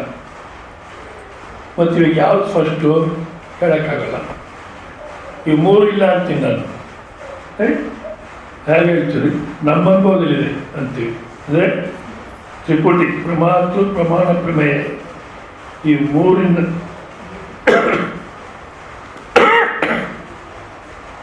ಈ ಮೂರು ಇದೆ ಅನ್ನತಕ್ಕಂಥದ್ದು ಯಾವುದನ್ನ ಗುರುತಿಸೋ ಅದನ್ನು ಮತ್ತೆ ಬುದ್ಧಿ ಮುಂದೆ ತಗೊಂಬನ್ನಿ ಅಥವಾ ಈ ಕಣ್ಣಿಗೆ, ನಿಮ್ಮ ಕಣ್ಣಿಗೆ ಎದುರು ತಗೊಂಬನ್ನಿ. ಅದು ಅಪ್ರಮೇಯ. ಪ್ರಮೇಯ ಆಗತಕ್ಕಂಥದ್ದು ಅಲ್ಲ, ಅಪ್ರಮೇಯ. ಕೇನೋಪನಿಷತ್ತಲ್ಲಿ ಪರಮಾತ್ಮ ಸ್ವರೂಪ ಅನ್ನತಕ್ಕಂಥದ್ದನ್ನ ಯಾರನ್ನ ತಿಳ್ಕೊಂಡಿದ್ದೀನಿ ಅಂದರೆ ಸರಿಯಾಗಿ ತಿಳ್ಕೊಳ್ಳಿಲ್ಲ ಅಂತವ್ರ ಪ್ರಸಂಗ ತಗೋಬರ್ತಾರೆ. ನಾನು ಸರಿಯಾಗಿ ತಿಳ್ಕೊಂಡಿದ್ದೀನಿ ಅಂದರೆ ನೀನು ತಿಳ್ಕೊಂಡಿಲ್ಲ, ನೀನು ತಿಳ್ಕೊಂಡಿದ್ದು ಸ್ವಲ್ಪನೇ, ಸರಿಯಾಗಿ ತಿಳ್ಕೊಂಡಿಲ್ಲ ಅಂತ. ಮತ್ತು ಸರಿಯಾಗಿ ತಿಳ್ಕೊಳ್ಳೋದು ಹೇಗೆ ಅಂದಾಗ ಒಂದು ಆಗಮ ವಾಕ್ಯ, ಅಂದರೆ ಗುರು ಶಿಷ್ಯ ಪರಂಪರೆಯಲ್ಲಿ ಬಂದಿರ್ತಕ್ಕಂಥ ಆಗಮ ವಾಕ್ಯ ಕೊಡ್ತಾರೆ. ಅನ್ಯದೇವತದ್ವಿತಾದೋ ಅವಿತಾದದಿ, ಆ ಪರಮಾತ್ಮ ಸ್ವರೂಪ ಅಂತೇಳಿ ಅನ್ಯತ್, ಬೇರೆ. ಯಾವುದಕ್ಕಿಂತ ಬೇರೆಯಪ್ಪ, ಯಾವ್ಯಾವುದನ್ನ ನಾವು ವಿಷೀಕರಿಸಿ ಇಂಥದ್ದು ಇಂಥದ್ದು ಇಂಥದ್ದು ಅಂತ ತಿಳ್ಕೊಳ್ತೀವೋ ಆ ತಿಳಿದು ವಿಷಯ ಆಗತಕ್ಕಂಥ ಪದಾರ್ಥವಿದೆಯಲ್ಲ ಅದೆಲ್ಲಕ್ಕಿಂತ ಬೇರೆ. ಹಾಗಿದ್ಮೇಲೆ ನಮಗೆ ತಿಳಿದೇ ಇರೋದು ಯಾವುದಿದೆಯೋ ಅದು ಬ್ರಹ್ಮನು. ಅಂದರೆ ನಿಂಗೆ ಯಾವ್ಯಾವ ತಿಳಿದಿಲ್ವೋ, ಯಾವ್ಯಾವ ತಿಳಿದಿದೆಯೋ ಸ್ವಲ್ಪ ಚೆನ್ನಾಗಿ ಕೇಳಿ, ಯಾವ್ಯಾವ ತಿಳಿದಿದೆಯೋ, ಯಾವ್ಯಾವ ತಿಳ್ಕೊಂಡಿಲ್ವೋ, ನೀನು ಮುಂದೆ ತಿಳ್ಕೊಳ್ತೀಯೋ ಅದ್ಯಾವುದು ಪರಮಾತ್ಮ ಸ್ವರೂಪ ಅಲ್ಲ, ಅದಕ್ಕಿಂತ ಭಿನ್ನವಾದ್ದು, ಅದಕ್ಕಿಂತ ಲಕ್ಷಣ, ಅದಕ್ಕಿಂತ ಬೇರೆ. ಅದೇ ತಿಳಿ ವಿಷಯ ಆಗತಕ್ಕಂಥದ್ದು, ಇನ್ನು ನಾವು ವಿಷಯ ಮಾಡಿಕೊಳ್ಳದಿರತಕ್ಕಂಥದ್ದು ಯಾವ್ಯಾವ್ದು ಇದೆಯೋ, ತಿಳಿದಿರೋದು ಇವೆರಡಕ್ಕಿಂತ ವಿಲಕ್ಷಣ, ಇವೆರಡಕ್ಕಿಂತ ಬೇರೆ ಅಂದಾಗೇನು ತಿಳಿವು ವಿಷಯವಾಗಿರ್ತಕ್ಕಂಥ ಯಾವುದು ಬ್ರಹ್ಮ ಅಲ್ಲ. ಇನ್ನು ನಾವೆಷ್ಟು ತಿಳ್ಕೊಂಡಿಲ್ಲ ಅಂದರೆ ಅದು ಬ್ರಹ್ಮ ಅಲ್ಲ. ಮತ್ತು ಯಾವುದಪ್ಪ, ನಂಗೆ ಗೊತ್ತಿದೆ ಗೊತ್ತಿಲ್ಲ ಇವೆರಡೂ ಯಾವುದನ್ನು ತಿಳ್ಕೊಳ್ತೀಯೋ ಅದು ಇದೆಯೋ ಇಲ್ಲ. ಇವಾಗ ನಿತ್ಯದಲ್ಲಿ ನೀವು ಯಾವ ರೀತಿ ಇದ್ದೀರ ಅನ್ನೋದನ್ನ ಮತ್ತೆ ತಿಳ್ಕೋಬೇಕು. ನಿಮ್ಮ ಅನುಭವ ಗೊತ್ತಿದೆಯೋ ಇಲ್ಲ. ಈ ರೀತಿಯಲ್ಲಿ ಆತ್ಮಸ್ವರೂಪವನ್ನು ತಿಳ್ಕೊಳ್ಳೋದು, ಆತ್ಮಸ್ವರೂಪವನ್ನು ನೋಡೋದು ಅಂದರೆ ಆತ್ಮಸ್ವರೂಪವನ್ನು ತಿಳ್ಕೊಳ್ಳೋದಲ್ಲ, ನೋಡೋದಲ್ಲ, ಅನಾತ್ಮವನ್ನು ತೆಗೆದುಹಾಕೋದು, ಅನಾತ್ಮವನ್ನು ತೆಗೆದುಹಾಕೋದು. ನಾನು ಹೇಳಿದ್ದೆ, ವಿಗ್ರಹ ಮಾಡಬೇಕಾದ್ರೆ ಶಿಲೆ ತಗೊಳ್ತಾರೆ, ವಿಗ್ರಹ ಅದನ್ನಾಗಲೇ ಇದೆ, ಆ ವಿಗ್ರಹಕ್ಕಿಂತ ಜಾಸ್ತಿ ಏನೇನಿದೆಯೋ ಶಿಲೆ ಅದನ್ನೆಲ್ಲ ತೆಗೆದುಹಾಕ್ಬಿಟ್ರೆ ವಿಗ್ರಹ ಕಾಣುತ್ತೆ. ಹೌದಾ? ಅದೇ ರೀತಿ ಇಲ್ಲೂ ನಾನಲ್ಲದನ್ನು ಯಾವ್ಯಾವುದನ್ನು ನಾನು ಮಾಡ್ಕೊಂಡಿದ್ದೀನೋ ಅದೆಲ್ಲ ತೆಗೆದುಹಾಕ್ಬಿಟ್ರೆ ನಿಜವಾದ ನಾನು ಹುಟ್ಟೋಗುತ್ತೆ. ನಾನು ಅಲ್ಲದ್ದು ಹೆಂಡತಿ, ಮಕ್ಕಳು, ಗಂಡ, ವಕೀಲ ಇದೆಯಲ್ಲ, ಮನೆ ಮುಟ್ಟೆ ಇವೆಲ್ಲ ನಂದು, ನಾನು ಅಂದ್ಕೊಂಡಿದ್ದೀನಿ. ಅಲ್ಲ, ಶರೀರ ನೀನಲ್ಲ, ಮನಸ್ಸು ನೀನಲ್ಲ, ಬುದ್ಧಿ ನೀನಲ್ಲ, ಅಹಂಕಾರ ನೀನಲ್ಲ. ಎಲ್ಲ ತೆಗೆದು ಯಾವುದು ಇತ್ತೋ ಅದನ್ನು ತತ್ವಮಸಿ ನೀನೇ ಅದು ಅನ್ನುತ್ತೆ. ಮೂರಿದೆ ನೋಡಿ, ಇಂಗ್ಲೀಷಲ್ಲಿ 3 ಶಬ್ದ ಇದೆ.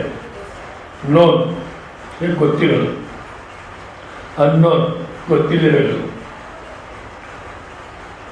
ಇನ್ನೊಂದು ಅನ್ನೋಯಬಲ್ ತಿಳ್ಕೊಳ್ಳಿಕ್ಕೆ ಆಗದೇ ಇರೋದು.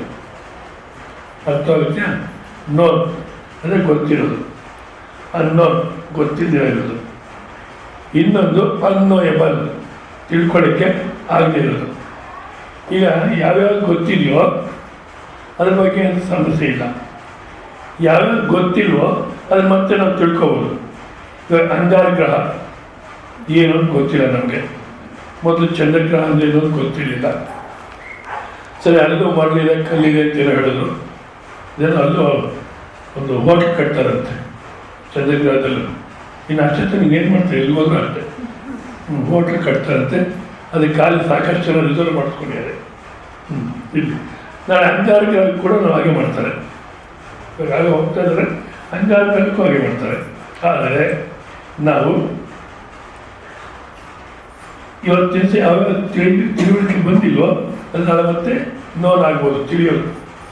ಬಟ್ ಈ ಆತ್ಮಸ್ವರೂಪ ಮಾತ್ರ ಅನ್ವಯಬಲ್, ತಿಳ್ಕೊಳ್ಳಿಕ್ಕೆ ಸಾಧ್ಯ ಇಲ್ಲದ್ದು. ಮತ್ತು ತಿಳ್ಕೊಳ್ಳೋದೊಂದೇನು, ನಾನಲ್ಲದ್ದು ಎಲ್ಲವನ್ನು ತೆಗೆದುಹಾಕ್ಬಿಟ್ಟು ನಾನು ಅಂತ ಅನಿಸಿಕೆ ಇಲ್ಲದೆ ಯಾವ ಇರುವಿಕೆ ಇದೆಯೋ ಅಲ್ಲಿ ಉಳ್ಕೊಳ್ಳೋದೇನೆ ಆತ್ಮಜ್ಞಾನ. ಉಳ್ಕೊಳ್ಳೋದು ಅಂದ್ರೂ ಅದು ಸರಿಯಾಗಿ ಹಾಗೆ ಉಳಿದಿದೆಯಾ, ಮತ್ತೆ ಉಳ್ಕೊಳ್ಳೋ ಅವಶ್ಯಕತೆ ಇಲ್ಲ. ಮತ್ತೇನು, ಈ ಶರೀರ ಅಭಿಮಾನ ಬಿಡಬೇಕು. ಎಷ್ಟು ಮಟ್ಟಿಗಪ್ಪ ಇರಬೇಕಿದ್ರೆ ಶರೀರ ನಾನಲ್ಲ ಅನ್ನೋದು. ಈಗ ವಸ್ತ್ರಗಳು ಕಟ್ಕೊಂಡಿದ್ದಾರೆ, ವಸ್ತ್ರಗಳು ಹಾಕ್ಕೊಂಡಿದ್ದಾರೆ, ಹೌದಾ? ವಸ್ತ್ರ ಮೈ ಮೇಲೆ ಇದ್ರು ಇದೇ ನಾನು ಅನಿಸುತ್ತೋ ಅಥವಾ ಅಂದ್ಕೊಳ್ತಿರ್ತೀವೋ ಏನಂತ, ಹೆಂಗಸಾಗಲೇ ಸೀರೆ ನಾನಲ್ಲ, ಕುಪ್ಸ ನಾನಲ್ಲ ಅಂತ ಈ ಥರ ಅನ್ಕೋಬೇಕು. ಗಂಡಸರು ಅಷ್ಟೇ, ಪ್ಯಾಂಟ್ ನಾನಲ್ಲ, ಸ್ಲ್ಯಾಂಗ್ ನಾನಲ್ಲ ಅಂತ ಅನ್ಕೋಬೇಕು. ಇಲ್ಲ, ಯಾಕೆ ಅದು ನಾನಲ್ಲ ಅಂತ ಚೆನ್ನಾಗಿ ಗೊತ್ತಾಗಿದೆ. ವ್ಯವಹಾರ ಬೇಕದು, ಅದಿಲ್ಲದೆ ವ್ಯವಹಾರ ನಡೆಯೋಲ್ಲ. ಆದರೆ ವಸ್ತ್ರಗಳು ನಾನಲ್ಲ ಅನ್ನತಕ್ಕಂಥ ವಸ್ತ್ರ ಉಪಯೋಗಿಸ್ತಾಗಲೂ ಯಾವ ರೀತಿ ನಾನಲ್ಲ ಅನ್ನೋದಿರುತ್ತೋ, ಶರೀರದಲ್ಲಿ ವ್ಯವಹಾರ ಮಾಡ್ತಾ ಇದ್ರು ಶರೀರ ನಾನಲ್ಲ ಅನ್ನತಕ್ಕಂಥ ದೃಷ್ಟಿ ಇದ್ದರೆ ಅದೇ ಆತ್ಮಜ್ಞಾನ. ಆತ್ಮನ ಮತ್ತೆ ಬೇರೆ ತಿಳ್ಕೊಳ್ತಕ್ಕಂಥ ಅವಶ್ಯಕತೆ ಇಲ್ಲ. ಅದು ಸಂಶಯ ಇಲ್ಲ.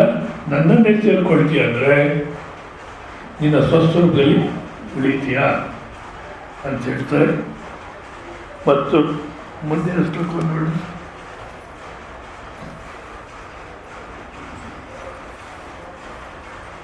69ನೇ ಶ್ಲೋಕ.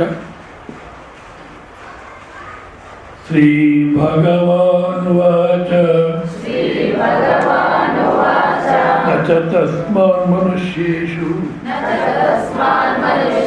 ಕಶ್ಚಿತ್ ಮೇ ಪ್ರಿಯಕೃತ್ತಮಃ ಭವಿತಾ ನ ಚ ಮೇ ತಸ್ಮಾತ್ ಅನ್ಯಃ ಪ್ರಿಯತರೋ ಭುವಿ. ಮತ್ತು ಮನುಷ್ಯರಲ್ಲಿ ಅವನಿಗಿಂತ ನನಗೆ ಪ್ರಿಯವನ್ನು ಮಾಡುವನು ಮತ್ತು ಅವನು ಇಲ್ಲ, ಅವನಿಗಿಂತ ನನಗೆ ಪ್ರಿಯತನಾದವನು ಭೂಮಿಲೇ ಅವನು ಹುಟ್ಟುವುದಿಲ್ಲ. ಅಂದರೆ ಯಾರಾದರೆ ಅರ್ಜುನ ಈ ತತ್ವ ಅನ್ನತಕ್ಕ ನೀವು ಹೇಳಿದ್ದೀನಿ, ಅಧಿಕಾರಿಗಳಿಗೆ ಹೇಳು. ಮತ್ತು ಯಾರ್ಯಾರು ಮತ್ತೊಬ್ಬ ಅಧಿಕಾರಿಗಳಿಗೆ ತಿಳಿಸ್ಕೊಡ್ತಾರೋ ಅವರೇ ನನಗೆ ಭಾಳ ಪ್ರಿಯ. ಅಷ್ಟೇ ಅಲ್ಲ, ಅವ್ರಿಗಿನ್ನ ಸನ್ನಿಹಿತವಾಗಿರ್ತಕ್ಕಂಥವ್ರು, ಅವ್ರಿಗಿನ್ನ ಪ್ರಿಯವಾಗಿರ್ತಕ್ಕಂಥವ್ರು ಮತ್ತಿನ್ಯಾವ ಜಗತ್ತಲ್ಲಿ ಹುಟ್ಟಲ್ಲ.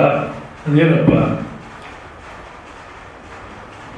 ಶರೀರ ಅನ್ನತಕ್ಕ ನಾನಲ್ಲ ಅನ್ನೋ ಸ್ಥಿತಿ ಬಂದ್ಬಿಟ್ರೆ ಅದೇ ಮನುಷ್ಯ ಸೇರ್ಕೋಬೇಕಾಗಿರ್ತಕ್ಕಂಥ ಸರ್ವೋತ್ತಮ ಉನ್ನತವಾದಂಥ ಸ್ಥಾನ. ಅದಕ್ಕಿಂತ ಬೇರೆ ಇನ್ಯಾವುದಿಲ್ಲ. ಹೌದಾ? ಆದ ಕಾರಣ ಶಾಸ್ತ್ರ ಸಂಪಾದಕೃತ ಮನುಷ್ಯೇಷು ಮನುಷ್ಯರ ಮಧ್ಯೆ ಕಶ್ಚಿನ್ಯಮ ಮಮ ಪ್ರಿಯಕೃತ್ತಮಃ ಅತಿಶಯನ ಪ್ರಿಯ ತತ್ವಜ್ಞ ಪ್ರಿಯಕೃತ ನಾಸ್ತಿಯವ. ಅಂದರೆ ಯಾರು ಈ ತತ್ವ ಬೇರೆ ತಿಳಿದುಕೊಡ್ತಾರೋ ಅವರು ನಾನು ಭಾಳ ಪ್ರಿಯವಾಗಿರ್ತಕ್ಕಂಥವ್ರು. ಯಾಕಪ್ಪ ಅಂದರೆ ಇಲ್ಲಿ ಕೃಷ್ಣ ಪರಮಾತ್ಮ ಭೇದ ಮಾಡ್ತೀನಿ ಅಂತಲ್ಲ, ಯಾರಾದರೆ ತತ್ವ ತಿಳ್ಕೊಂಡಿರೋ ಅಲ್ಲಿ ಕೃಷ್ಣ ಮತ್ತು ತಿಳ್ಕೊಂಡಿರ್ತ ಇನ್ನೊಬ್ರು ಇಬ್ಬರು ಇರೋಲ್ಲ. ನಾ ಗುರುವನ್ನೈವ ಶಿಷ್ಯ ಅಂತ ನೋಡಿ, ಗುರುನೂ ಇಲ್ಲ ಶಿಷ್ಯನೂ ಇಲ್ಲ. ಅಂದರೆ ಈ ಮಾತನ್ನು ನಾವು ಒಳಗಡೆ ನೋಡ್ಕೋಬೇಕು. ಗುರುವಿನ ಸ್ವರೂಪ ನನ್ನ ಸ್ವರೂಪ ಬೇರೆ ಅಲ್ಲ ಅನ್ನತಕ್ಕ ಅನುಭವ ನೋಡ್ಕೋಬೇಕು. ಹಾಗೆ ಅಂತ ಗುರು ಮುಂದೆ ಹೋಗಿ ಗುರುವನೈವ ಶಿಷ್ಯ, ನೀನು ಇಲ್ಲ ನಾನು ಇಲ್ಲ ಅಂತ ಹೇಳಬಾರ್ದು. ಯಾಕಪ್ಪ ಅಂದರೆ ಇಲ್ಲೋ ಕ್ಷುದ್ರ ಜೀವಿ ಅಂತ ಜೀವನ ಮಾಡತಕ್ಕಂಥ ನನ್ನನ್ನು ಅಂಥ ಉನ್ನತ ಮಟ್ಟಕ್ಕೆ ತೊಗೊಂಡೋಗಿದ್ದೇನೆ ಅಂದಾಗ ಆ ಉಪಾಧಿಗೆ ನಾವು ಶ್ರದ್ಧೆ ಗೌರವ ಕೊಡಬೇಕು. ಅವ್ರು ಮುಂದೋಗಿ ಮೊದಲೇ ಗುರು ಅಂದ್ಕೊಂಡಿದ್ದೆ ನಾನು, ಇವಾಗ ನೀವ್ಯಾರ ಗುರು ನನಗೆ ಯಾಕೆ ಆಗ್ತಿಲ್ಲ.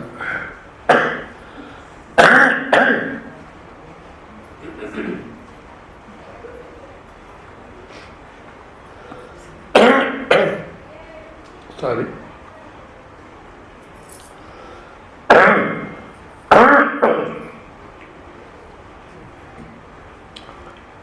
ಸೊ ಗುರುವನೈವ ಶಿಷ್ಯ ಅನ್ನತಕ್ಕಂಥ ಗುರುಗಳ ಮುಂದೆ ಹೇಳಿಕ್ಕೆ ಹೋಗಬಾರ್ದು. ಅದೇ ವಸ್ತುಸ್ಥಿತಿ ಭೇದ ಅನ್ನತಕ್ಕಂಥದ್ದು ಬಿಟ್ಟು ಹೋಗುತ್ತೆ. ಹೌದಾ? ಆದ ಕಾರಣ ಅದಕ್ಕಿಂತ ಉನ್ನತವಾಗಿ ತಿಳ್ಕೊಳ್ಳತಕ್ಕಂಥ ಯಾರಿರಲ್ಲ. ನಾನೇ ಪರಬ್ರಹ್ಮ ಸ್ವರೂಪ ದೈವ ಸ್ವರೂಪ ಅನ್ನತಕ್ಕಂಥ ಸ್ಥಿತಿ ಉಳಿದ್ರೆ ಅದೇ ಉನ್ನತವಾದಂಥ ಸ್ಥಿತಿ. ಅದಕ್ಕಿಂತ ಉನ್ನತವಾದ್ದು ಬೇರೆ ಯಾರು ಇಲ್ಲ. ಅವನೇ ನನಗೆ ಪ್ರಿಯ ಅಂದೇನು, ನನಗೂ ಅವ್ರಿಗೂ ಭೇದ ಅನ್ನತಕ್ಕಂಥದ್ದು ಇರಲ್ಲ ಅಂತ ಹೇಳಿದ್ರು. ಈ ಜೆನ್ ಫಿಲಾಸಫಿನಲ್ಲಿ ಫಾಕುನ ಅಂತ ಒಬ್ಬ ಶಿಷ್ಯ, ಡಾಕುನ ಅಂತ ಗುರುವಿನ ಜಪಾನ್ ಹೆಸರುಗಳು ಗುರು. ಆ ಗುರುಗಳು ಒಂದು ದಂಡ ಇಟ್ಕೊಂಡು ಕೂತಿರ್ತಾರೆ ಆಶ್ರಮದಲ್ಲಿ. ಶಿಷ್ಯ ಹೋಗ್ತಾನೆ, ಹೋಗಿ ಯಾವುದಿಲ್ಲ, ಪ್ರಪಂಚ ಇಲ್ಲ, ನಾವು ರೂಪ ಇಲ್ಲ, ನೀನು ಇಲ್ಲ, ನಾನು ಇಲ್ಲ ಅಂಥೇಳಿ ಶುರು ಮಾಡ್ತಾನೆ ಗುರುಗಳ ಮುಂದೆ. ಗುರುಗಳು ಅಂದ್ಕೊಳ್ತಾರೆ ಇವನಿಗೇನು ಅರ್ಥ ಆಗಲಿಲ್ಲ, ಬರೀ ನಾನು ಹೇಳಿದ ಮಾತು ಬಾಯಿಪಾಠ ಮಾಡಿದ್ದಾನೆ, ಇವನಿಗೇನು ಅರ್ಥ ಆಗಿಲ್ಲ ಅಂದ್ಬಿಟ್ಟು ಇದು ಆ ಬೋಧನಾ ಕ್ರಮಕ್ಕೆ ಕರೆಕ್ಟ್ ನನ್ನ ಅಭಿಪ್ರಾಯದಲ್ಲಿ ಕೇಳ್ತಾ ಕೂತಿರ್ತಾರೆ. ಅವ್ನು ಮೊದಲು ಅಷ್ಟು ಓದಿರ್ತಾರೆ, ನೀನು ಇಲ್ಲ, ನಾನು ಇಲ್ಲ, ಅದು ಇಲ್ಲ, ಏನಿಲ್ಲ ಅಂತ. ಅವನು ಹೇಳ್ತಾ ಇದ್ದ ಇಲ್ಲೋ ನಿಲ್ತಿದ ತಕ್ಷಣ ದಂಡ ಇಟ್ಕೊಂಡಿದ್ದು, ಆ ದಂಡ ತೊಗೊಂಡು 4 ಬಿಟ್ಟರು. ನನ್ನ ಹೊಡಿತೀಯ ಅದ ಇಷ್ಟು ಮುಂಚೆ ಏನು ಹೇಳಿದೆ, ನೀನು ಇಲ್ಲ ನಾನು ಇಲ್ಲ ಅಂತ. ಹೌದು, ಇವಾಗ ಹೊಡೆಯೋನಿದ್ದಾನೆ, ಎಷ್ಟು ತಿನ್ನೋದಿದ್ದಾನೆ, ಹೊಡೆಯೋನಿದ್ದಾನೆ, ಎಷ್ಟು ತಿನ್ನೋದಿದ್ದಾನೆ ಇಲ್ಲೋ. ಮತ್ತೆ ವಿಚಾರ ಮಾಡ್ಕೊಬೇಕು. ಅವರು ಸಂಜೀವ್ ರೆಡ್ಡಿ ಅಂತ ಅನಂತಪುರದಲ್ಲಿ ಇಲ್ಲಿ ವಿವೇಕ ಮಾಡೋರು. ಬಟ್ ಎಲ್ಲ ಯಾವ ಸ್ವಾಮೀಜಿ ಪ್ರವಚನಕ್ಕೆ ಹೋದ್ರೂ ಅವ್ರ ತಲೆ ಕೆಡಿಸ್ಬಿಡೋರು. ಸದ್ಯ ಇವ್ನು ತಪ್ಪಿಸ್ಕೊಂಡ್ರೆ ಸಾಕಪ್ಪ ಅನ್ಸೋದು. ಒಂದ್ಸಲ ನನ್ನ ಹತ್ರ ಬಂದರು, ಸ್ವಾಮಿ ಅದೊಂದು ಪ್ರಶ್ನೆ ಅದು ಏನಂದ್ರೆ, ಈ ಮಿಥ್ಯಾ ನೀನು ಮುಂದೆ ಈ ಮಿಥ್ಯಾ ನೀನು ಅನ್ನೋದಿದೆಯಲ್ಲ ಅಂತಂದರು. ಇನ್ನು ಮುಂದೆ ಪ್ರಶ್ನೆ ಬೇಡ, ಮೊಟ್ಟಮೊದಲು ಈ ವಾಕ್ಯ ವಿವೇಕ ಮಾಡ್ಕೊಂಡು ಬನ್ನಿ. ಯಾವ ವಾಕ್ಯ? ಮಿಥ್ಯಾ ನೀನು ಮುಂದೆ ಅಂತಿದ್ದೀರಲ್ಲ, ಅದನ್ನು ವಿವೇಕ ಮಾಡ್ಕೊಂಬಂದು ಅದು ವಿವೇಕ ಆದಮೇಲೆ ಮತ್ತೆ ಪ್ರಶ್ನೆ ಹಾಕಿದ್ದು ಒಪ್ಪಿಲ್ಲ ನಾನು. ಅದು ವಿವೇಕ ಮಾಡ್ಕೊಂಬಂದು ಆಮೇಲೆ ನೋಡೋಣಂತೆ. ನಾನು ವಿವೇಕ ಮಾಡೋರು ಹೋದರು, ಮತ್ತೆ ಬಂದರು, ಸ್ವಾಮಿ ಮಿಥ್ಯಾ ನೀನು ಮುಂದೆ ಅನ್ನೋ ವಾಕ್ಯವೇ ತಪ್ಪು. ಮಿಥ್ಯಾ ಅಂದಮೇಲೆ ಏನಂತ? ತೋರ್ತಾರೆ ಇಲ್ಲದ್ದು ಅಂತ. ಮತ್ತೆ ಮಿಥ್ಯಾ ನೀನು ಮುಂದೆ ಅಂದರೆ ಆ ಮಿಥ್ಯಾನ ಶಬ್ದ ಸುಮ್ಮನೆ ಎಂಜಿನ ಶಬ್ದ ತೊಗೊಂಡಿದೆ ಹೊರತು ಆಕಾರ ಇಲ್ಲದೆ ಆಗಲಿಲ್ಲ. ಹೌದಾ? ಆದ ಕಾರಣ ಗುರುವನೈವ ಶಿಷ್ಯ ಅನ್ನತಕ್ಕಂಥ ಸ್ಥಿತಿ ಕರ್ಕೊಂಡು ಹೋಗುತ್ತೆ. ವಿಷೀಕರಿಸಿ ಅದನ್ನು ನಾವು ತಿಳ್ಕೊಳ್ತಕ್ಕಂಥಲ್ಲ. ಎಲ್ಲ ವಿಷಯಗಳನ್ನು ತೆಗೆದಾಕ್ಬಿಟ್ರೆ ಯಾವ್ಯಾವುದನ್ನು ಇದು ಇದು ಇದು ಅಂತ ಹೇಳ್ಬೋದು, ಎಲ್ಲವನ್ನೂ ತೆಗೆದಾಕ್ಬಿಟ್ರೆ ಏನು ನಡೆಯುತ್ತೋ ಅದಕ್ಕೆ ತತ್ವಮಸಿ ಅನ್ನತ್ತೆ. ಇದು ಆತ್ಮಾಕಾರ ವೃತ್ತಿ ಅಂತಾರೆ. ಆತ್ಮಾಕಾರ ವೃತ್ತಿ ಅಂತ ಕಲ್ಯಾಣ ದುರ್ಗ ಅಂತ ಕಡೆ ಪ್ರವಚನ ಮಾಡ್ತಿದ್ದೆ ನಾನು. ಅಲ್ಲಿ ಯಾರೋ ಒಬ್ಬ ವಯಸ್ಸಾದಂಥ ಹೆಂಗಸು ಏನು ಅಷ್ಟು ಅರ್ಥ ಆಗುತ್ತೆ ಆಕೆಗೆ, ಅಷ್ಟೊಂದು ಅರ್ಥ ಮಾಡಿಕೊಡ್ತೇನೆ ನನಗೇನು ಅನ್ನಿಸ್ತಿಲ್ಲ. ಬಂದೊಂದು ಕಡೆ ಒಂದೇ ಕಡೆ ಕೂಡೋದು, ಶಾಂತವಾಗಿ ಎದ್ದೋಗೋದು. ಅದಕ್ಕೇನು ಉಪನಿಷತ್ತು ಹೇಳಬೇಕಾದ್ರೆ ಆತ್ಮಾಕಾರ ವೃತ್ತಿ ಅನ್ನತಕ್ಕ ಸಾಧ್ಯವಿಲ್ಲ, ಮೊಟ್ಟಮೊದಲು ಆತ್ಮಕ್ಕೆ ಆಕಾರವಿಲ್ಲ. ಅಷ್ಟೆಲ್ಲ ಅಖಂಡ ಸ್ವರೂಪ ಮನಸ್ಸಿಗೆ ವಿಷಯವಾಗೋಲ್ಲ. ಹೌದಾ? ಯಾವಾಗ ಅದಕ್ಕೆ ಆಕಾರವಿಲ್ಲ, ಮನಸ್ಸು ವಿಷಯವಾಗಲ್ಲೋ ಇನ್ನು ಆತ್ಮಾಕಾರ ವೃತ್ತಿ ಬರಲಿಕ್ಕೆ ಸಾಧ್ಯವಿಲ್ಲ. ಮತ್ತು ಆತ್ಮಜ್ಞಾನ ಅಂದರೆ ಅನಾತ್ಮನ ತೆಗೆದಾಕಬೇಕೆ ಹೊರತು ಆತ್ಮನನ್ನು ನೋಡಲಿಕ್ಕೆ ಸಾಧ್ಯವಿಲ್ಲ. ಅನಾತ್ಮ ಸಂಪೂರ್ಣ ಬಿದ್ದೋದ್ರೆ ಆತ್ಮ ಅನ್ನತಕ್ಕಂಥದ್ದು ಉಳಿದು ನಾವು ಅದೇ ಉಳಿತಿರ್ತೀವಿ ಅಂದೆ. ಆಮೇಲೆ ಆಕಿ ಲಾಸ್ಟಲ್ಲಿ ಬಂದು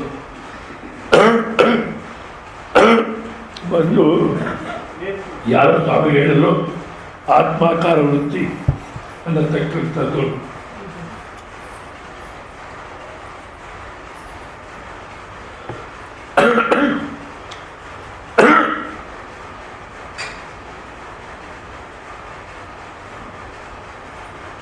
ಆತ್ಮಾಕಾರ ವೃತ್ತಿ ಅನ್ನತಕ್ಕಂಥದ್ದು ಆಗತ್ತೆ ಅಂತ ಹೇಳಿದ್ರು. ಅದಕ್ಕೆ ನಾನು ಮುಖ್ಯ ಹೇಳ್ತಾರೆ 40 ವರ್ಷದ ಪ್ರಯತ್ನ ಮಾಡ್ತಿದ್ದೇನೆ ಧ್ಯಾನದಲ್ಲಿ ಕೂತ್ಕೊಂಡು ಆತ್ಮನ ಎದುರುಗಡೆ ತಂದ್ಕೋಬೇಕು ಅಂತ. ಅಲ್ಲಿ ನೀವು ಹೇಳೋದು ನೋಡಿದ್ರೆ ನಾನು ಮಾಡಿದ್ದೆಲ್ಲ ವ್ಯರ್ಥ, ಅವ್ರು ಹೇಳೋದ್ರಲ್ಲಿ ಹೇಳಿ. ಯಾಕೆ ಅದು ವಿಷಯ ಆಗಿರ್ತಕ್ಕಂಥದ್ದಲ್ಲ. ಯಾವ್ಯಾವುದು ಇದು ಇದು ಇದು ಇದು ಗುರುತಿರ್ತೀವೋ ಅದೆಲ್ಲ ನಾನೆಲ್ಲ ತೆಗೆದಾಕ್ಬೋದು. ಅದು ನಾನು ಅನ್ನತಕ್ಕಂಥದ್ದನ್ನು ಇದೆಲ್ಲ ಅಭಿಮಾನ ಕಳ್ಕೊಂಡ್ರೆ ತಾನೇ ತಾನೇ ಬೆಳೆಯುತ್ತೆ. ಅದು ಆತ್ಮಾಕಾರ. ಅದು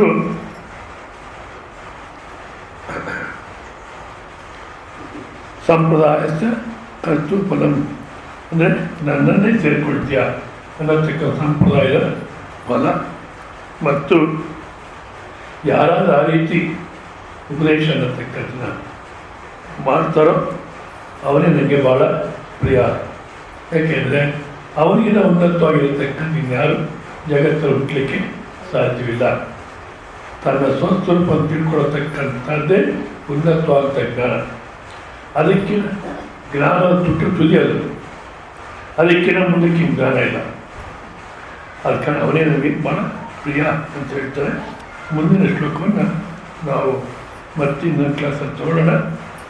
ಇವನಿಗೆ ಗಂಟು ಸ್ವಲ್ಪ ತವಲಿರೋದ್ರಿಂದ ಇಲ್ಲಿ ನಿಲ್ಸಿರೋಣ. ಮತ್ತು ಏನೋ ಪ್ರಶ್ನೆಗಿದ್ರೆ ಕೇಳಿ. ಒಂದು ಇನ್ನೂ 13 ನಿಮಿಷ ಇದೆ. ಏನಾರ ಪ್ರಶ್ನೆ ಇದೆ ಕೇಳಿ, ಅದಕ್ಕೆ ಆನ್ಸರ್ ಮಾಡಿ ಪ್ರಯತ್ನ ಮಾಡಿ.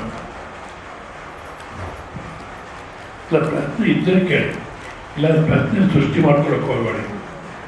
ಏನಾರ ಇದ್ದರೆ